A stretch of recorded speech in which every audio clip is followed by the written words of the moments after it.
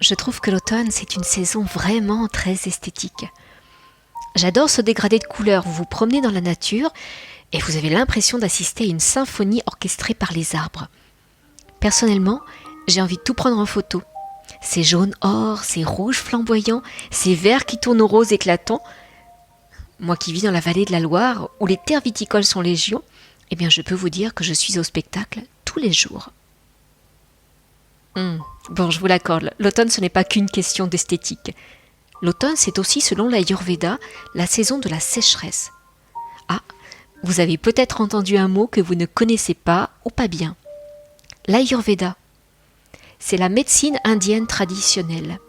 Je l'ai étudiée il y a maintenant une douzaine d'années et je peux vous dire que tout comme la médecine chinoise, cette médecine est riche d'enseignements. Et justement, elle nous en apprend beaucoup sur cette saison. L'automne, c'est la saison de la sécheresse. Alors je vous entends déjà me dire, avec toute l'eau qui tombe en automne, je ne vois pas comment on peut parler de sécheresse. Et pourtant si. La saison automne est caractérisée par la fraîcheur, le vent et les feuilles virevoltantes. La pluie est source de fraîcheur, mais ce qui caractérise le plus l'automne, c'est le vent. Et c'est lui le grand responsable de la sécheresse. Il est fort probable que par rapport à d'habitude, vous ayez la peau plus sèche, la gorge plus sèche au lever, le nez sec, des gaz, des ballonnements, un sommeil moins profond, voire des inquiétudes, des changements d'humeur. Évidemment, tout cela est variable d'un individu à l'autre. Je veux dire par là que la saison vous impacte plus ou moins selon ce qu'on appelle en Ayurveda votre constitution.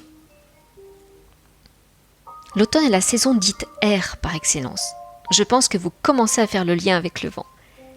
Si vous avez une constitution déjà majoritairement air, alors cette saison va vous toucher de plein fouet, car un des grands principes de l'Ayurveda, c'est que le semblable augmente le semblable. Alors qu'est-ce que tout cela a à voir avec la prise de parole en public ? Eh bien ça a tout à voir, figurez-vous. Notre voix est un organe très sensible aux perturbations en tout genre. Si vous êtes déjà allé à un concert de musique ancienne, vous aurez remarqué que les instrumentistes passent leur temps à accorder et à réaccorder leurs instruments de musique. Pourquoi ? Parce qu'ils sont faits avec des boyaux d'animaux qui sont une matière très naturelle.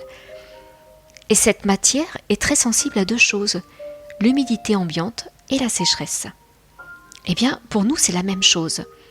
Notre voix s'appuie sur notre corps, notre tête et notre état d'être, et le tout au sein d'un environnement changeant. Alors si vous êtes impacté par la saison de l'automne, il est évident que votre voix va vaciller au gré des vents d'automne, intérieurs et extérieurs, qui vont vous traverser. Et ne vous y trompez pas, même si vous n'avez pas un profil majoritairement air, vous avez cet élément en vous. Ce qui veut dire que vous êtes impacté d'une façon ou d'une autre, à un niveau moindre certes, mais impacté tout de même. Un des grands enseignements de l'Ayurveda, c'est que l'être humain est le reflet de son environnement, qu'il est influencé par son environnement. Vous savez, c'est la fameuse notion de l'homme microcosme au sein de la nature macrocosme. Bref, nous ne faisons qu'un, ce qui anéantit l'utopie humaine de vouloir dompter la nature. En réalité, c'est la nature qui nous dirige. Alors revenons à votre voix. D'accord, vous vous dites, ma voix va vaciller au gré des vents tonaux, donc comment je fais pour la stabiliser ? Eh bien en revenant au grand principe de base préconisé par l'Ayurveda en cette saison, à savoir, vous gardez chaud, hydraté et raciné. Eh bien c'est ce que nous verrons dans le prochain podcast. D'ici là, je vous invite à me laisser un commentaire pour me dire en quoi ce podcast vous a éclairé sur la perturbation liée à l'automne. Et évidemment, si ce podcast vous plaît, n'hésitez pas à le partager. Et on se retrouve très bientôt pour l'épisode 2 de la prise de parole en public en automne.